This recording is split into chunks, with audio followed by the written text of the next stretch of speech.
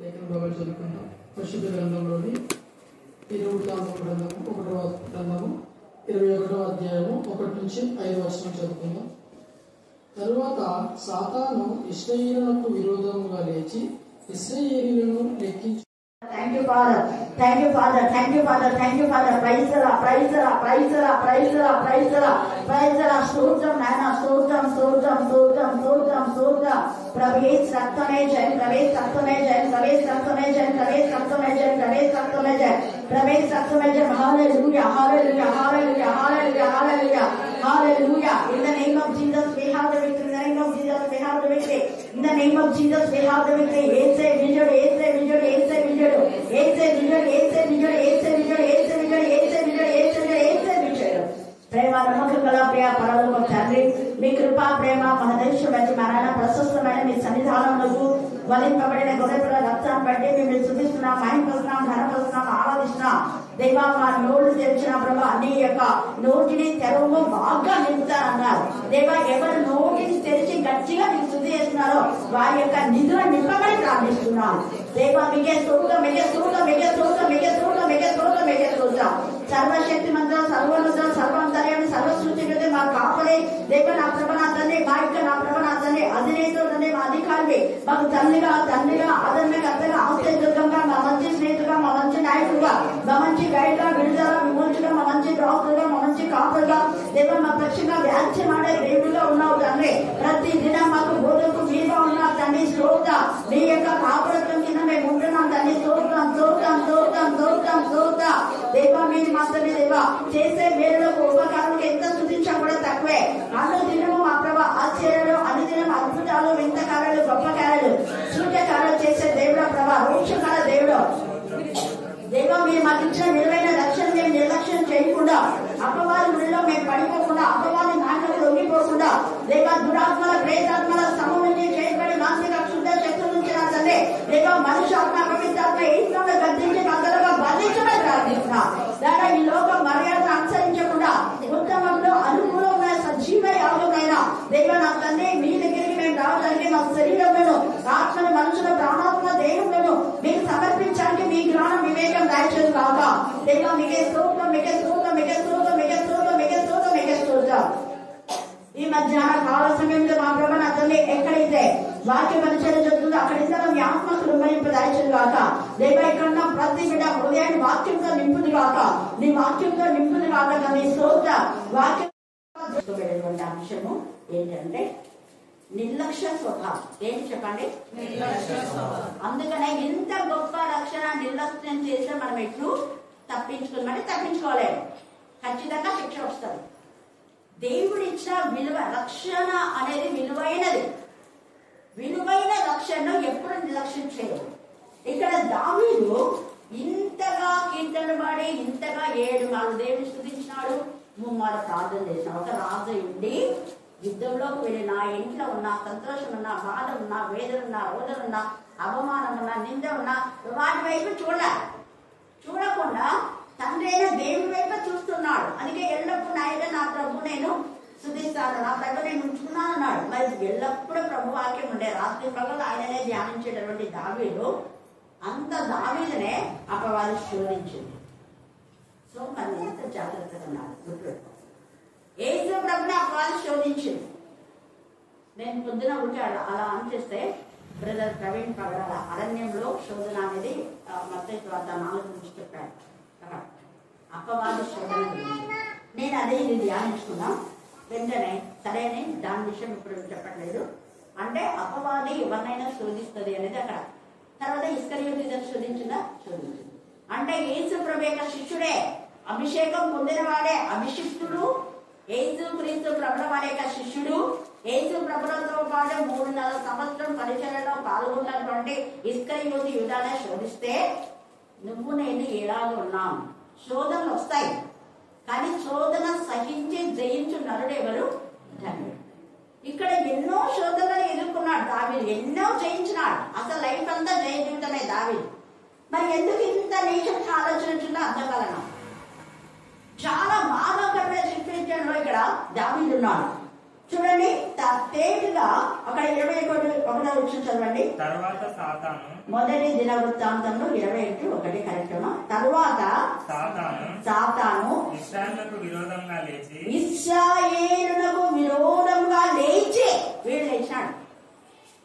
అపవాది నేను అనుకుంటా దావీదు 7 మార్లు స్తుతించి 3 మార్లు ప్రార్థించాడు. ప్రార్థనలో తగ్గిపోయింటాడు, స్తుతులైనా తగ్గి చేసినాడు 7 మార్లు స్తుతి. ఆయన అలా చేయండి ఇక్కడ రాయడు. ఆయన యథార్థవంతుడు, ఆయన అబద్ధాలు చెప్పాడు. ఖచ్చితంగా స్తుతించాడు, ఖచ్చితంగా ప్రార్థించాడు. బట్ ప్రార్థన దేవునికి ఇష్టమైన విధానంలో చేసి ఉండకపోవచ్చు. లేదా స్తుతి అయినా హృదయ కడ్డడు బాగున్నది గట్టిగా స్తుతించకుండా చిన్న చిన్న స్తుతించడే సైతానికి గుర్తుపెట్టు. దొంగ వచ్చినావు కదా, దొంగలు పో అంటే అడుగుతాను. పోతావా లేదా? కర్ర తీసుకుంటే పడుకోవాలి. లేదా కొంతమంది కొడవలు తీసుకుంటారు, జ్ఞానం కలిసి కదా. కొడవలు తీసుకున్న పదాలు అయిపోతారు. లేదంటే సెల్ఫోన్ పెట్టి అదిగో పోలీస్ స్టేషన్ రిపోర్ట్ చేస్తే పదాలు. ఊరికి దొంగ వచ్చినాడు, దొంగ పో అంటే కొడతాడు. దొంగ వచ్చి నీకు గుర్తు పెట్టుకుంటాడు. ఇంట్లో ఏముంది ఏమన్నా అన్ని తీసుకురాతాడు.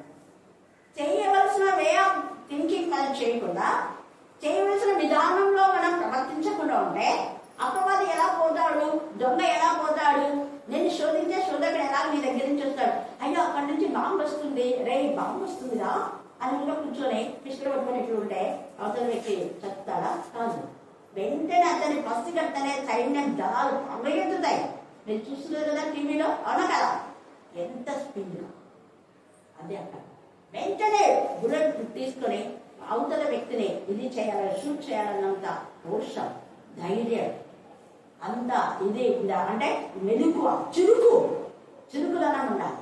చురుకుదనం లేకుండా ఉన్నప్పుడు ఇక్కడ అపవాది లేచి దావీదుకు ఒక చిన్న ఆలోచన చేస్తే సాతానా నా వెనుకకు పోని వేసేలాగా చెప్పలేదు ఇక్కడ. తర్వాత సాతాను ఇశ్రాయేలుకు విరోధంగా ఇశ్రాయేలు లెక్కించడం దావీదుకు ప్రేరేపణ. ఈ మధ్యాహ్న కాల సమయంలో నీకేం ప్రేరేపణ వస్తుంది? దేవుని వాక్యం వల్ల ప్రేరేపణ, దేవుని స్తుతించాలన్న ప్రేరేపణ, దేవుని గణపరచాలన్న ప్రేరేపణ, వాక్యం కంటే చేయాలన్న ప్రేరేపణ, దేవుని సన్నిధికి వెళ్ళాలి టైం అవుతుంది ప్రేరేపణ. ఆయనగా పోరాడే ఇంకా వాక్యం మొదలు పెట్టలేదు. అక్కడ ఇప్పుడే స్టార్టింగ్ చేసింది పాడడానికి మీరు ఆడేవాళ్ళు కూడా వాడుతుందండి అని అనుకుంటే అందు నిర్లక్ష్యం వద్దు, లక్ష్యం ఉంచు. దేవుని యొక్క కార్యాలు పడిన లక్ష్యం ఉంచాలి. ఒకవేళ నువ్వు ఆ సమయంలో ఏదైనా వాక్యం ప్రిపేర్ అవుతుందో కూడా నో ప్రాబ్లం. లేదా ప్రార్థిస్తున్నావనుకో, నీకు టైం తెలియదా, దేవుడు క్షమిస్తాడు. ఎందుకు అప్పుడు ఆ టైంలో నువ్వు వాక్యంలో ఉన్నావు, ప్రార్థనలో ఉన్నావు, ఏదో రెఫరెన్స్ రాసుకుంటా ఏదో ఉన్నావు. అదంతా దేవుడి కార్యమే. దేవుడు చూస్తున్నాడు కాబట్టి క్షమిస్తాడు. అలా కాకుండా వేరే విధానం ఉంటే దేవుడిని క్షమించండి. దేవుని సన్నిధిలో ఎప్పుడు మనం నిర్లక్ష్యం స్వభావం వద్దు. ఏది చేసినా దైవికంగానే చేయండి, పంచుకోండి. అందుకని ఇక్కడ ఏమంటున్నాడు అంటే చూడండి, ప్రేరేపణ చేస్తేనే ప్రేరేపణకు లోబడిపోయినా. దావీదు లైఫ్ లాంగ్ చేసినటువంటి 2 తప్పులు ఇవే. ఒకటి బత్షెబతో చేసిన పాపం, ఆ బత్షెబతో చేసిన పాపాన్ని కప్పి పెట్టడానికి ఉరియాను ముందలు పెట్టించి చంపించాడు. ఇది 2వ పాపం, లేదా 3 అని కూడా చెప్పుకోవచ్చు. అంటే బత్షెబతో చేసిన పాపాన్ని కప్పెట్టడానికి ఉరియాను ముందలు పెట్టి చంపించాడు 2. ఇది 3 అనుకోవచ్చు. ఇలాగా దేవుడు ఇక ఈ ఆత్మతో నింపబడిన దావీదు చూడండి, ఫస్ట్ ఆత్మతో శక్తితో నింపబడి సైతాన్ని ప్రవేశిస్తాడా అంటే వాడు ఎంత కుంటుడో, ఏ సైతం శోధించడానికి వచ్చాడంటే వాడు ఎంతని వాడో ఒక్కసారి వాడిని మీరు అంచనా వేసి జాగ్రత్తగా ఉన్నారు. అందుకే ఈరోజు మనం ఈ వాక్య ధ్యానంలో తండ్రి అయిన దేవుడు నీతో నీ పక్షంగా ఉంటాడు. ఖచ్చితంగా ఆయన వ్యాజ్యం వాడతాడు, ఖచ్చితంగా నీకు విజయం ఇస్తాడు. బట్ నీ యొక్క వే ఆఫ్ థింకింగ్ ఎలా ఉంది, నీ యొక్క ప్రణాళికలు ఎలా ఉన్నాయి, నీ పని ఎలా ఉంది, నీ పరిచయం ఎలా ఉంది, నువ్వు చేసే పని దేవునికి ఇష్టంగా నచ్చుతుందా లేదా, అది నీ ఇష్టంగా నీ ఇష్టానుసారంగా వెళ్తే నువ్వు ఇలాగే. ఇక్కడ ఆల్రెడీ అపవాది ప్రేరేపిస్తున్నాడు. ఇది అపవాది యొక్క ఆలోచన ప్రవక్తకు తెలిసిపోతుంది. కొన్నిసార్లు నాకు తెలిసి నేను అదే చెప్తుంటాను. నాతో చెప్పి గద్దించమన్నప్పుడు నేను గద్దిస్తాను, మీరు తిట్టుకున్నా నాకు ఏం పర్వాలేదు. తర్వాత తెలుసుకుంటాను, ఆ రోజు గద్దించింది ఎందుకే కదా అనేది తర్వాత అనుకుంటాను. ఇప్పుడు అర్థం కాదు. ఇప్పుడు ఎందుకంటే నీ రాజు అనే గర్వం ఉంది, అహంకారం ఉంది. నేను రాజున నా అంటే హైలైట్ అనుకున్నాను. ప్రవక్తలు దేవుని ప్రవక్తలు కదా వాళ్ళు, దేవుని ప్రవక్తలు అయితే ఏంటి, నాకు కూడా ప్రవచనాలు వచ్చు, నేను కూడా ఏసై గురించి ప్రవచించాను కదా, దావీదు 22లో ఏసై గురించే కదా అంతా ప్రవచన అని అనుకునింటాడు దావీదు. అంటే తన మనస్సును ప్రేరేపింప చేసి తన హృదయాన్ని గర్వంతో నింపేసింది అపవాది. చూసారా, అపవాది దావీదులోకి ప్రవేశిస్తేనే దావీదులో ఏమేమి కలగజేస్తాను, నేను రాజు, ఎవరి మాట వినద్దు, ఇలా చెప్తే ఎవరెవరు ఆటంకపరుస్తారు, వద్దు వినద్దు, నువ్వు రాసు కదా, నీ తర్వాతనే ప్రవక్తలు, ఇంకా చెప్పాలనుకుంటే నీ తర్వాతనే దేవుడు అనే వాళ్ళని తీసుకొస్తారు. వాడి పని అదే, మనమే దేవుళ్ళం. అందుకే ఇక్కడ చూడండి ఎంత చక్కగా ఈ ఆలోచన వచ్చినప్పుడు చెప్తాడు. చెప్పినప్పుడు యోబాబు కొంచెం జ్ఞానాత్మతో నిండి చాలాసార్లు సహాయం చేస్తాడు. యోబాబు అబ్షాలోను కూడా అక్కడ చంపడానికి యోబాబు చాలా సహకరిస్తాడు. లేదంటే దావీదు చంపేసేవాడే అబ్షాలో. దావీదుకు ఉన్నటువంటి శౌర్యం ఉంది అబ్షాలోను, చాలా చక్కని వాడు. కానీ చక్కరైన మైకా కుమారుడు మైకా సరిగా పెంచలేదు కుమారుడు. కూతురు కూడా చాలా అందమైంది. అంత అందగత్తే, అందం మోసగారు, సౌందర్యం వెళ్తారు.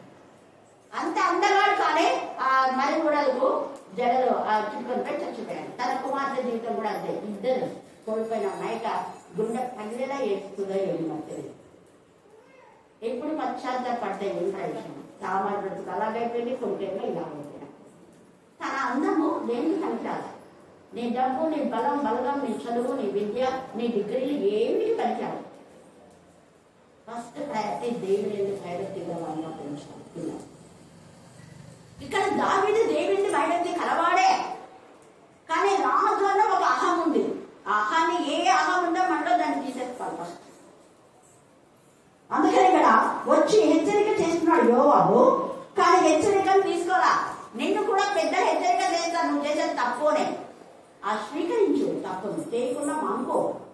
వీళ్ళు చెప్పేది ఏంటి, నాకు తెలిసి తప్పనే, ఆ తప్పు నుంచి విడుదల పొందాలి. నువ్వు ఎంత ప్రయత్నిస్తున్నా నాకు చేత కాలేకపోతుంది. ఎందుకంటే వాళ్ళు తప్పకుండా సంబంధించుంటారు, ఏమైనా తప్పగా పడిపోతుంది కదా, అది మీతోనే మాట్లాడుతుంది. వాక్యంతోనే, వాక్యంలో ఉంది కదా, తప్పగా పెట్టింటారు, తప్పగా సోలిపోతారు. మరి అదే వాక్యంలో తొట్టిల్లకుండా కాపాడే శక్తి ఉందే నీకున్నాడని చెప్పాలి కదా. దేవుని ఆత్మ చెప్తూ ఉంటే నువ్వు కమ్మునున్నావు, కమ్మునుండు, పక్కకున్నావు అనేసి అనుకుంటాను. ఆత్మీయంగా చెప్పే వారిని పక్క పెడుతున్నాను. ఇక్కడైతే అక్కడ చెప్పాడు కానీ ఆ యొక్క మాట నిర్లక్ష్యం చేశాడు. చూడండి 3వ వచనం చదివితే, యోవాబు రాజా నా ఏలినవాడా, యెహోవా తన జనులను ఇప్పుడున్న వారి కంటే 300 ఎక్కువ మందిని చేయనుగాక, వారందరూ నా ఏలిన వారి దాసులు కారా. తేడా చెప్తున్నాడు, ఇప్పుడున్న వారి కంటే 3 మందిని చేస్తాడు. కానీ నువ్వు ఎందుకు ఈ ఆలోచన వచ్చింది, ఇశ్రాయేలును ఇలాగ చేయాలని? చేస్తే నీకు శిక్ష వస్తుంది ముందే చెప్తున్నాడు. ప్రవక్త ప్రవచన రూపంగా ప్రవచిస్తూ అన్నాడు. ఇది జరగవలసిన హేతువేమి, ఈ విచారణ ఎలా, ఒకటి, రెండవది జరగవలసిన హేతువేమి, మూడవది జరిగిన ఎలా చెప్పేస్తున్నాడు. జరిగిన ఎడల శిక్ష కలుగును, శిక్ష కలుగుతుందేమో అలా పాస్ట్ టెన్స్ లో చెప్తా ఉన్నాడు, ఫ్యూచర్ టెన్స్ లో చెప్తా ఉన్నాడు. ప్రజెంట్ ఇదే జరుగుతుంది అంటున్నాడు, మూడు ఉపయోగించాలి. ఇప్పుడు ఎందుకు ఇది అన్నాడు. అందుకనే ఏమంటాడు, ఎంత చక్కగా అక్కడ శిక్ష కలుగును అన్నాడు. కలుగును అన్న తర్వాత నన్నా అయ్యా ఎందుకులే అని అనుకున్నాడా దావీదు? అనుకోలేదు. కలుగును అంటే కలిగితే కలిగింది, ఏమైతుంది అంటే ఇక్కడ దావీదు యొక్క విషయం ఏంటంటే, ఎంత శిక్ష అయినా నేను భరిస్తాను, కానీ ముందర నాకు ఇది కావాలి అనే ఆలోచన. శిక్షణ గురించి ఆలోచించడం లేదు. ఆ శిక్ష వస్తే వచ్చిందిలే, నేను చూసుకుంటానులే ఆ శిక్ష, నువ్వేం నాకు చెప్పేది అనే వేలో ఉన్నాడు. శిక్ష వస్తే వచ్చిందిలే, ఆ శిక్ష వస్తే నేను చూసుకుంటాను అన్న విధానంలో ఇక్కడ మాట్లాడుతూ ఉన్నాడు. కాబట్టి ఈ సమయం మన జ్ఞాపకం చేసుకోవాలి. వెంటనే చేయాలి. అపవాది యొక్క మాటలు చెన్నాయి.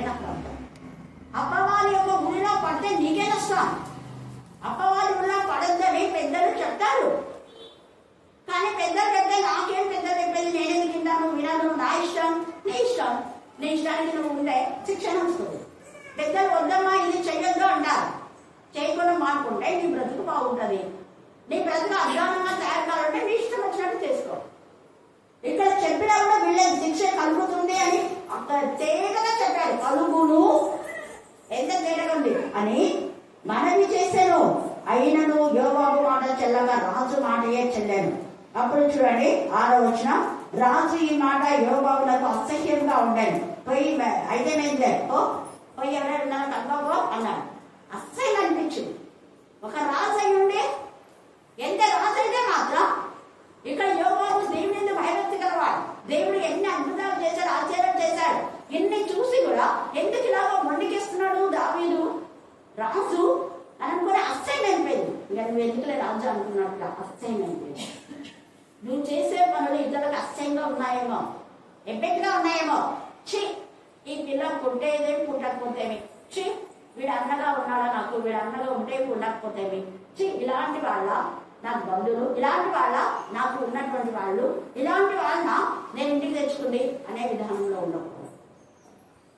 మన ఇంటికి వచ్చిన వాళ్ళు అబ్బా మంచిగా వచ్చారు, వాళ్ళు మంచిగా ప్రశాంతంగా ఉంది కదా అనేలాగా ఉండాలి. వాళ్ళు వచ్చిపోయిన తర్వాత గొడవలు అయ్యేలాగా ఉండకూడదు.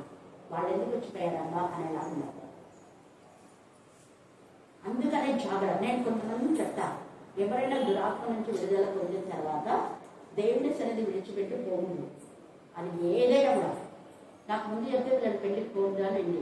దేవుడి దగ్గర క్షమించి చిన్న పాము వచ్చింది, ఎక్కువ చిన్ననే పాము పెట్టాడుతుంది. ఇస్తాను ఏం చిన్నారే మీ ఇంటి దగ్గర ప్రాంతం వేయకున్నాను. నేను చెప్పాను ఇప్పుడు ప్రజెంట్ చెప్పాను. ప్రజెంట్ చెప్పాడు, ప్రజెంట్ దేవుని కనికరించాడు. ఈరోజు పొద్దున కూడా చిన్న పాము అపాపడు దేవుని అయితే చంపేస్తున్నాను. వెంటనే చంపడం నేర్చుకోండి. పాము కనపడితే భయపడిపోతాడు. వెంటనే చంపడం, ఆ కర్ర స్మూత్గా ఉండకుండా కొంచెం ఇదిగా ఉండేటువంటి కర్ర తీసుకొని చంపేసేది. నేను ఎందుకు చెప్తున్నాను అంటే, ఎక్కడికైనా పోవడం మీ అమ్మని బట్టి ఎక్కువగా వేరే చోటుకి పోవద్దని నేను చెప్తాను. ఇంకా ఆత్మీయంగా బలపడాలి. ఇక్కడ దావీదు ఎంత ఆత్మీయంగా బలపడినా సైతాన్ని శోధించింది. సాతాను శోధన ఎందుకు నేను చెప్తున్నా అంటే, ప్రభు వల్ల చాలా చాలా ప్రాముఖ్యం. ప్రభు వల్ల రోజు ఇప్పుడు అవ్వకనే తయారు చేస్తుంది. పోయిన సండే తయారు చేసినా అర్థమైందా? ఇప్పుడు మైండ్ పెట్టిందా లేదా టైంలో? నేను ఎందుకంటే ముందే మనకు ఒకటి ఏదైనా చెప్తే అవును కాదనే చెప్పండి, అంతే. కాదంటే కాదు, లేదా ఇంకొకటి చెప్పొచ్చు. నేను టైం ఉన్నప్పుడంతా చేస్తాను, ఒకవేళ టైం లేకపోతే ఏమనుకుందండి అంటే కూడా దేవుడు క్షమిస్తాడు. అది ముందే చెప్పాలి, ముందే. తర్వాత ఇక్కడ ముందే చెప్పినాడు యోగాబు. ఇంకా రాలే శిక్ష రాకముందే చెప్పాడు. దేవుడితో మనం చేసుకున్న గొప్పదాన్ని దహించాలంటే ఏమనుకున్నాం? ఇక్కడ రాకముందే చెప్పాడు శిక్ష వస్తుంది అని. కానీ దేవుడికి చెప్పిన దేవుడు కాబట్టి నిన్న వీళ్ళిద్దరు ఇక్కడ తింటూనే పడుతున్నారు. నిన్న మనం మన చూడండి, దేవుడు ఎంత గొప్ప దేవుడు. ఎందుకంటే మీరు ఏం చేసినా నేను క్షమించమని దేవుడి దగ్గర పెట్టుకుంటున్నా. వాళ్ళు ప్రభావం చేసేవారు, ప్రభావం వాళ్ళు క్షమించాలి అని వెంటనే పవన్ అప్పటికప్పుడు వెళ్ళి తెచ్చింది. నేను మర్చిపోయినా, వీళ్ళు బాంబే వెళ్ళినారు కదా అన్నది నాకు మైండ్లో లేదు. వాళ్ళు చేస్తారు కదా అనేది ఉంది నాకు. ఎందుకంటే ధ్యానం ఉన్నప్పుడు ఏమి గుర్తుపెట్టుకోలేదు. ఎందుకు నేను చెప్తున్నాను ఒక్కసారి అర్థం చేసుకోవాలి. దేవుడితో మనం ఏదైనా చేసుకుంటే అది చాలా నిబంధన. ఉదాహరణ అన్నీ తీసుకొని మీకు ఎన్నిసార్లు మా ఇంట్లో ఎవ్వరు ఎన్నిసార్లు ఇక్కడ ఉండడం చెప్పారు. చాలా ఒకసారి కోరుకున్నారు, కొన్ని సంవత్సరాలు మాట్లాడుకున్నారు. దర్శనకే మీరు మాట్లాడకపోతే మీరు లోతుగా ఉంటాను ఇంట్లోనే అంటారు. మీ నుంచి నన్ను దూరం చేయడానికి దేవుడు ఇలా నాకు ఏర్పాటు చేశారు అనుకుంటానే కానీ ఇంకేం బాధపడను. ఎవరు వచ్చినా రాకపోయినా నాకున్న వీళ్ళే నా బంధువు అనుకున్నాను. నా రక్త బంధం, క్రీస్తు రక్త బంధం, అదే నా రక్త బంధం, తల్లి రక్త బంధం కాదు. ఇక్కడ దావీదు యోగాబు చెప్పినప్పుడు పెద్దలు కదా నాకు మంచి హెచ్చరిక ఇచ్చినాడు, ఒక తండ్రి లాంటి వాడు అనుకుంటే ఈ పని జరిగేది కాదు. ఎంత గుండె పడలేదు తర్వాత చెప్పినప్పుడు వినకుండా తన ఇష్టానుసారంగా చేశాడు. అదంతా వాళ్ళు వచ్చి వెంటనే వెంటనే వాళ్ళు వచ్చి ఇంతమంది అని చెప్పారు. 10వ వచనంలోని యెహోవా సెలవిచ్చినదేమనగా 3 విషయంలో నేను నీ ఎదుట ఉంచుతాను. సెలవిస్తేనే దేవుడి కోపం వచ్చేస్తుంది. 3 విషయాలు పెట్టుకున్నా నేను ముందు అంట. 3 విషయంలో నేను నీ ఎదుట ఉంచుతున్నాను, వాటిలో ఒకదాన్ని కోరుకునేలా దాన్ని నీకు చేయదు. ఒకదాన్ని 3 పెట్టాను, ఒకదాన్ని కోరుకున్నాను. మరి ఏమేమి పెట్టినాడు 3 అంటే చదవండి. 12వ వచనం. 3 ఏళ్ల పాటు కరువు కలుగుడా. ఒకసారి ఆలోచించండి, ఈ చిన్న జనం లెక్కించేదానికి 3 ఏళ్ళ కరువు అంట. నేను ధ్యానం చేసుకుని ఇదే రోజు మా సంఘాలు కూడా కరువు గురించి చెప్తున్నాను. విన్నారా మీరు? ఎవరైనా ఎంతమంది విన్నారా? వినండి, కరువు చేసుకుంటే కానీ వినండి. వింటే ఏముంది మీకు అక్కడ ఏమైనా మనకు ఏదైనా ఉపయోగకరమైన ఉండొచ్చు కదా. మనం మొన్ననే చూస్తున్నాం పశ్చాత్తాపాన్ని. ఆ పశ్చాత్తాపాన్ని చిన్న కుమారుడు గురించి చూస్తారు. విన్నారా? చిన్న కుమారుడు గురించి పండుగ పొద్దు కరువు ఎందుకు వస్తుంది. మీరు ఇంకొకటి దశభాగం గురించి కూడా ఇస్తారు. మీరు ఇవ్వకపోతే చిరిగిపోయిన సంచిలో ఎట్లా కానీ దేవుడు తీసేస్తారు. ప్రెస్ చేసి చెప్పినాడు ఆ పదాన్ని. ఎందుకంటే అది వాళ్ళు చాలా ఇష్టం కదా. ప్రెస్ చేసి ఆ పదాన్ని దాదాపు 3-4 సార్లు ఇస్తున్నారు. మీరు దేవుడికి ఇవ్వాల్సింది ఇవ్వకపోతే చిరిగిపోయిన సంచి అది వాక్యం ఉంది, చెప్పొచ్చు, నో ప్రాబ్లం. కానీ అదే ఎక్కువ చెప్పడం కాదు, దేవునికి సమయం గురించి చెప్పాలి. డబ్బులు ఇవ్వకపోతే, అది ఇవ్వకపోతే, ఇది ఇవ్వకపోతే, అసలు వాటికంటే ముఖ్యంగా సమయం అయిపోతే ఇంకా ఎక్కువ. ఇక్కడ దేవుడి మాట నిర్లక్ష్యం చేశాడు. 3 ఏళ్ల పాటు కరువు కలుగుతా. 3 నెలల పాటు నీ శత్రువులు కత్తి దూసి నిన్ను తరమగా నీవు వారి ఎదుట నిలవలేక నశించిపోతా. ఎంత బాధాకరం ఉంది, నశించిపోతావు. ఇక్కడ ముందే చెప్పాడు యోబు, శిక్ష కలుగుతుంది. తండ్రి నాకు హెచ్చరిక చేశాడు, వినలేదు. నువ్వు నాకు చెప్పేది నేను రాదు కదా, నా మాట నువ్వే వినాలి. పెద్దోడు కదా, ఒక సలహా ఇస్తున్నాడు, మంచి సలహా, అది దైవికంగా. ఒక్కసారి మైండ్ వెలగాల్సింది, అవును కదా. ఎందుకు లెక్కించాలి? ఆ ఒక్కడి గొర్రెలు నేను ఒక్కటే కదా పోయి చంపేస్తుంది. ఇవన్నీ ఎందుకు అంటున్నాడు? అదే కృతజ్ఞత. చాలా సార్లు మనం దేవుడిని స్తుతించడం మానేస్తున్నాం.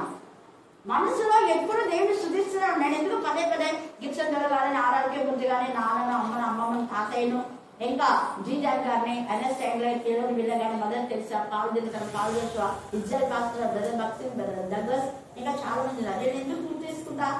వాళ్ళ ద్వారా వాక్యాలు విని ఆధ్యాత్మికంగా మొదలపాను. ఎస్ఆర్ మనోహర్ ఎక్కువ, నాన్న ఎక్కువ నన్ను షేర్ చేసింది మా నాన్న. ఎస్ఆర్ మన మిగతా తర్వాత ఇంకా ఆరోగ్యం, మిగతా వాళ్ళు కొంచెం విన్నా. అయినా వాళ్ళు విన్న వాక్యాలు నన్ను బలపరిచిన ఏదో పోయినాను. అందుకు నేను మనం మర్చిపోయి ఇప్పటికి ఉన్నావు. చాలా మంది చనిపోయినారు. చనిపోయినారు కాబట్టి చేయని అవసరం లేదని అనుకుంటారు. వాళ్ళు చనిపోయినా వాళ్ళ యొక్క మాటలు సజీవంగా మనలో ఉన్నాయి. అందుకనే మనం వాళ్ళ జ్ఞాపకం. వాళ్ళు చనిపోయినా యేసయ్య అబ్రహాం, ఇస్సాకు, యాకోబుల దేవుడు అన్నాడు. హల్లెలూయా, హల్లెలూయా. నీతిమంతులు జ్ఞాపకం చేసుకుంటే ఆశీర్వాదకరం. అందుకని ఇక్కడ 3 మీద నీ శత్రువులు కర్జునులు నశించిపోతాం. ఎంత బాధ! ఇంత యుద్ధాలు చేసి ఎన్ని చేసినాడు దావీదు, నశించిపోతే ఎంత భయంకరమైన సిచ్యువేషన్ చూడండి. ఎంత రాదనుకున్నా 40 సంవత్సరాలు ఏలేటప్పుడు అందరితో విజయాన్ని పొందుకున్నాడు. చివరి ఘట్టం ఇది చెప్పాలనుకుంటా. చివరిన ఈ చెడుపు తీసుకొచ్చిండు దావీదు. నువ్వు కూడా 30 ఏళ్ళు బాగా ఆత్మీయండి, ఈ రోజే లేదా ఈ సంవత్సరమే చెడు ఆలోచన దాన్ని తీసేసాయి. 30 ఏళ్ళు వచ్చినాను కదా, రక్షణ పొందినాను కదా, 30 ఏళ్ళు రాత్రి మగడు నేను సేవించినా, బైబిల్ స్టడీకి వచ్చినాను, మంగళవారం వచ్చినా, గురువారం వచ్చినా, యూత్ మీటింగ్కి వచ్చినా, అన్నీ వచ్చినామని ఈ రోజు పాపం చేయదు. అదే లెక్కలోకి వస్తారు. ఇంత చేసినా కూడా ఈ రోజు చేసినా తప్పే లెక్కలోకి వచ్చింది. అందుకే యెహెజ్కేలు ముందే హెచ్చరిక 33వ అధ్యాయం బాగా ఖండించింది. ఏ రోజు నువ్వు పాపం చేస్తావో ఆ పాపమే శాపంగా మారి తెలిసి తెలియక చేస్తే క్షమిస్తాడు. కానీ ఇక్కడ అన్ని ఆ రక్షణ, అంత గొప్ప రక్షణ నిర్లక్ష్యం చేశాడు. దేవుడు ఎన్నిసార్లు రక్షించాడు. దిగడగా ఉపయోగించినట్టు కాపాడాలంటాడు. ఎన్ని మార్లు శత్రువులు ఎదుర్కొంచినట్టు, దేవా నా ప్రభా కాపాడినావు, నా శత్రుల ప్రాణం నా చేతికి ఇచ్చావు, ఇన్ని మాటలు చెప్పినాడు దావీదు. ఇక్కడ కుంగిపోవడానికి కారణం చూడాలి ఎంత ఇదిగా. అందుకే స్తుతించవలసినంతగా స్తుతించకపోయినా, ప్రార్థించవలసినదిగా ప్రార్థించకపోయినా, ధ్యానించవలసినదిగా ధ్యానించకపోయినా, శ్రద్ధగా వాక్యం చదివే విధానంలో చదవకపోయినా, వాక్యం చెప్పేటప్పుడు నిర్లక్ష్యం ఉన్నా, ఇవన్నీ కూడా అపవాది క్యాచ్ చేస్తుంది. వాడి మూలధనాలు అవన్నీ, వాడి మూలధనాలు ఉన్నప్పుడు మన దేవుడిచ్చే మూలధనం విశ్వాసం, విధేయత, ప్రేమ, పరిశుద్ధత, ధైర్యం. ఆ విధేయత ధైర్యం ధనం ఉండింటే ఇక్కడ దావీదులా చేసేవాడు. అవిధేయుడు అయిపోయినా ప్రవక్తల మాటలకు అవిధేయ, పెద్దల మాటలకు అవిధేయత చూపద్దు. దైవికంగా చెప్పినప్పుడు విను. తర్వాత ఏమన్నాడు ఇక్కడ, దావీదు నేను ఈ కార్యం చేసి అధిక పాపం తెచ్చుకుంటున్నాడు, ఆడ పశ్చాత్తాపడుతున్నాం. 51లో కూడా పశ్చాత్తాపమే. అందుకని ఇక్కడ ఏమంటున్నాడు చూడండి, ఇప్పుడు పశ్చాత్తాపడినందుకు కళ్ళముడి పెట్టిన పశ్చాత్తాపడినావు కదా అని నేను మౌనంగా ఉండాలి అనుకున్నావా? ఎంత తెలిసిన వాడివే, అవివేకంగా చేశాను మీ పనులు. కాబట్టి 3 శిక్షల్లో ఏదో ఒకటి కొరకు అంటారు. అప్పుడు మూడు ఆయన ముందు పెట్టేస్తాడు.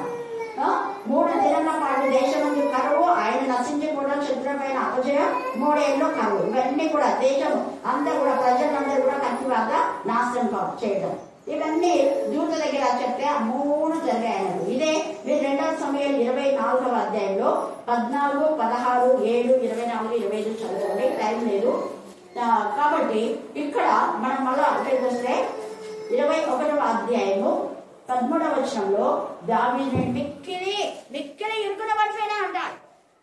మిక్కిలి ఇరుకున పడిపోయినా అని చెప్పినప్పుడు వెంటనే దూత ఆ వర్ణాను కళ్ళం దగ్గర ఉంది. వర్ణాను కళ్ళం దగ్గర దూత ఉండి మాట్లాడుతుంది దావీదు. ఏంటి దావీదు, ఏంటి దావీదును ఇలాగా అనేసి పాపము కళ్ళం దగ్గర దూత ఉండడం చూశాడు. చూసి 3 ఆయనకు సంభవిస్తాయి.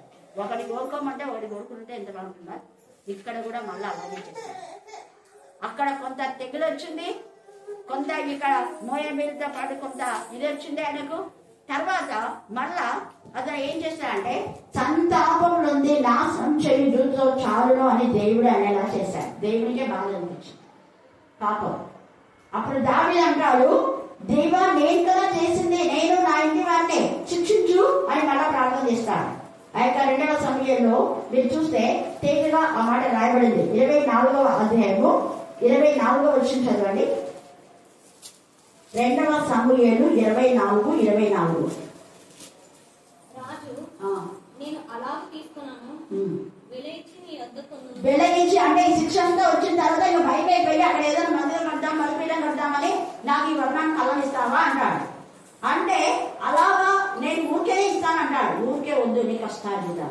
చాలా మంది ఏమనుకుంటే వాళ్ళకి అంత ఉంది నాకు ఇస్తే ఏమనుకుంటారు. ఇక్కడ దావీదుకు ఇంత ధనం ఉన్నా లేదా వర్ణాన్ని కూడా చాలా ఉంది. ఆయన పెద్ద షాకోలి. అయితే వర్ణాన్ని చాలా ధనవంతులే నేను నాకన్నా అడగడం లేదు, దేవుని అడుగుతులే ఊకయ్యి అన్నాడు. నేను తీసుకొని నీ కష్టార్జితం, అది భవిష్యం గల దేవునికి. నీ కష్టార్జితం నాకు కాదు, నీ కష్టార్జితం. నీ కష్టాన్ని నాకు ఊక ఇచ్చినా కూడా వద్దు. చూడండి, అది దైవికంగా దైవచంలోకి ఇస్తే అది ఏమో, కానీ ఇలాగా వద్దు. ఇది దేవుడి కోసం నేను కట్టాను మందిరం, ఉచితంగా వద్దునా, వేల ఇచ్చి కొనుక్కుంటానన్నా. అందుకే కర్ణాపీఠం కట్టినప్పుడు ఎవ్వరి దగ్గర ఎలాంటి ఆఫీస్ తీసుకోలేదు. దేవుడు నాకు ఆయన కృప చొప్పున ఇచ్చిన పెన్షన్లో అవన్నీ కూడబెట్టినటువంటిది. ఇంకా తక్కువ వచ్చింది, వెంటనే ఒక ప్లాట్ అమ్మేశాను. చాలా తక్కువ, ఇప్పుడు అది 30 lakhs పోతుంది. కానీ నేను అది అమ్మాలని కూడా అనుకోలేదు. వెంటనే వాళ్ళు వచ్చారు, బాయ్ డాక్టర్ సత్యం వాళ్ళకి ఇంకా ఇబ్బంది, నువ్వు నా బిడ్డలాంటి దాడి అది ఇది అనేది బాయమ్మ పోనీలు అనేసి ఇంకా తక్కువ వాళ్ళు ఎంత అడిగితే అంతకి ఇచ్చేసినాం. 7 lakhs. ఎందుకు నేను చెప్తున్నా అంటే, కానీ దేవుడు నాకు తక్కువ చేయాలి. ఎంత ఎక్కువ ఇస్తున్నాడో అంత ఇస్తున్నాడు దేవుడు. హల్లెలూయా. ఆత్మలే నా ధనం, ఆత్మలే నా ధనం. నేనన్నా దేవా అది 7 లక్షలు ఇంత తక్కువ పోతుందని నేను బాధపడను, కానీ అది నీ పనికి వచ్చినందుకు నేను ఇస్తున్నా. నాకు ఆత్మ కావాలి, నాకు ఆత్మలే ధనమే ప్రభా. ఆత్మను ఇచ్చాడు, ఆత్మల ప్రేరేపించి ఎప్పుడు ఎవ్వరి ఇవ్వడంత కానుక. ఎమ్మెల్యే మాకు వాళ్ళు నిజంగా 40,000 ఎవరైనా ఇస్తారా చెప్పండి? పెద్ద పెద్ద వాళ్ళే ఇవ్వాలి, అవునా కదా? ఏదో ఇస్తారా 5,000, 10,000 అంతే. 10,000 ఇంక ఎక్కువ అవుతారు, 20,000 ఇంకా అయిపోతుంది. వెంటనే వాళ్ళు అది కాంగోకేమో సునీల్ ఇచ్చిండు, తర్వాత ఈమె అది ఇచ్చి మళ్ళీ నాకు క్రిస్మస్ గిఫ్ట్ తీసుకోమని మళ్ళీ పంపించింది. ఎందుకు నేను ఈ మాట చెప్తున్నానంటే, కరుణాపీఠం ఇక్కడ ప్రైవేట్ సెల్ ఓపెన్ అయిన తర్వాతనే, అంతకుముందు ఇచ్చేవాళ్ళే. దేవుడు కరుణాపీఠంలో ఆయన కట్టించాలి, ఆయన పోషణ వస్తారు. హల్లెలూయా, హల్లెలూయా, హల్లెలూయా. నేను తీసుకుంటా వర్ణాన్ని కూడా అన్నాడు, తీసుకో అయ్యా ఏం కాదు ఇది అంటే నాకు ఎంత అన్నాడు. ఇంత అమ్ము బాబు తీసుకొని నేను అలాగా దేవుడు కూడా కోపం వచ్చింది. అది నేను నీకు ఇచ్చిన పెన్షన్ ఎందుకు తీసుకున్నాను నేను? నువ్వు జీతంగా కొన్నది అది ప్రాపర్టీ. దేవుడు ఏదో ఒక విధానం మాకు ఇస్తాడు. అందుకే నేను పోయినకు బాధపడింది. ఇక్కడ అంటున్నాడు క్రయధనం, న్యాయమైన క్రయధనం అంటాడు. న్యాయంగా నువ్వు ప్రవర్తిస్తే దేవుడు నీకు న్యాయం చేయాలి. నువ్వు అన్యాయం చేస్తే అన్యాయం. ఇక్కడ ఎంత చక్కగా 24వ వచనంలో అక్కడ కూడా ఉంది, ఇక్కడ కూడా మొదటి దినవృత్తాంతం 20:24 కూడా రాసిన దావీదు అట్లు కాదు, నేను నీ సొత్తులు ఊరక తీసుకుని యెహోవాకు దహన బలి అర్పించను, న్యాయమైన క్రయధనానికి ఇచ్చి దాన్ని తీసుకుందని వర్ణాలతో చెప్పాడు. అప్పుడు అక్కడ బలిపీఠం కట్టిస్తే దేవుడు శాంతిస్తాడు. తర్వాత మనం 30 చూస్తే మీరంతా చదువుకోండి, టైం లేదు. ఇక్కడ మళ్ళీ ఇదేదో చూపిస్తాడు. గాదు మాటలు విని ఈ యొక్క వర్ణాల కళ్ళంలో బలి అర్పించడానికి వస్తాడు. ఇదంతా తర్వాత ఇదే దేవుని మందిరం కట్టబడుతుంది. అది బెత్లెహేము ఎఫ్రాతా దగ్గరలోనే ఉంటుంది. యేసు ప్రభు జనం కూడా అక్కడే ఉంది. ఈ ప్రాంతం అంతానే బోయాస్కి వెళ్ళిపోతుంది. కిబ్రోత్ హత్తావా అనేది దానికి ఆ సత్రం పేరు కూడా పెట్టేస్తారు. తర్వాత చూడాలి ఎన్నడు కింహాం కూడా, కింహాం అనేవాడు ఈ యొక్క బోయస్కు మన్మడైపోతాడు. అందుకనే ఆ మన్మడికి ఆ ప్లేస్ వస్తుంది. ఆ యొక్క కింహాం సత్రం అనే ఆ సత్రానికి కూడా పేరు పెడతారు. తర్వాత చూడండి ఇక్కడ మనం చూస్తే యెహోవా దూత 7:27లో యెహోవా దూతకు ఆజ్ఞాపింపగా అతడు తన కత్తిని మరలా బొరలో పెట్టుకున్నాడు. ఇక ఏం హాని చేయలేదు. అప్పుడు కింద మనం చూస్తే ఆ యొక్క ఆ ప్రాంతం అంతటి దేవునికి మహిమకరంగా ప్రత్యేకించి ప్రతిష్ఠిస్తాడు. అప్పుడు యెహోవా దూత పట్టుకున్న కత్తికి భయపడిన వాడే దేవుని యొక్క విచారించడానికి ఆ స్థలములకు వెళ్ళలేకుండాను. మళ్ళా భయపడినాడు, వెళ్ళలేకపోయినాడు. దేవుని నామకైతే ఆ కోపం అంతా వెళ్ళిపోయింది. ఆ తర్వాత అక్కడ మందిరం కట్టాలని ఆలోచన వస్తుంది. కాబట్టి ఈ సమయంలో రక్షణను ఎప్పుడూ నిర్లక్ష్యం చేయాలి. దేవుడిచ్చిన రక్షణ యెషయా మనం చూస్తే 26:3 ఎవరి మనసుని మీద అనుకున్న వాళ్ళని పూర్ణ శాంతి గలవానిగా కాపాడదు. యెషయా 64లో గగ్గనం చీల్చుకొని నీకు రక్షణ ఇచ్చినాడు. గగ్గనం నుంచి నీ కిందికి వచ్చాడు ఆయన. చూడండి, తనను విడిచి వచ్చినటువంటి యేసయ్య గగ్గనం చీల్చుకొని ఆయన నీ కోసం నా కోసం వచ్చి బలియాగంగా సిలువలో ఆయన శరీరానంతా కూడా నా కోసమే ప్రాణంగా పెట్టాడు. రక్తం ప్రాణం దారపోశాడు. మరి అలాంటి యేసయ్య ఇచ్చిన రక్షణ నిర్లక్ష్యం చేయొద్దు. ఇక్కడ నిర్లక్ష్యం చేసినందుకు ఎంత మరి బాధ అనుభవించాడు. అక్కడంతా కూడా తెగులు వచ్చినప్పుడు ప్రజలు ఎంత తీసుకునింటారు దావీదును. చూడండి, దేశం అంతా కూడా అక్కడ కరువు వచ్చేసింది. అప్పుడు ఎంత బాధపడింటారు. తనకు శత్రుల పైన వచ్చిన ప్రజలు ఇవన్నీ 3 అనుభవించాడు. అప్పుడు తర్వాత క్షమాపణ వేడుకున్నాడు. ఆ యొక్క దూత కూడా నిజంగా ఎంతగా దూత కూడా దేవునికి మహిమకరంగా దేవుని చెప్పిన మాట ప్రకారం చేశాడు. వర్ణానైతే దావీదుకి ఎంతగా శాస్త్రంగా పడతాడు. ప్రత్యక్ష దేవుని యొక్క ప్రత్యక్షతలు అక్కడ దావీదు చూస్తాడు. తర్వాత ప్రవక్త మాట మొదట విధేయత చూపుడా, తర్వాత విధేయత చూపుతాడు. తర్వాత మనం చూస్తే ఈ యొక్క యెషయా 46:3 కూడా చదువుకోండి. యెషయా 41 పైన భయపడదు దేవుడు నాకు తోడుగా ఉన్నాడు. ఆ రక్షణ కొనసాగించడానికి శక్తి లేకుండా మనం ప్రయత్నం చేస్తాం. దేవుడు ఈ లేఖన భాగాన్ని దీవించి ఆశీర్వదించుగాక. ఆమేన్ ఆమేన్ అని మిగతాది రాత్రి వేళ మళ్ళా ధ్యానం చాలా పెద్ద.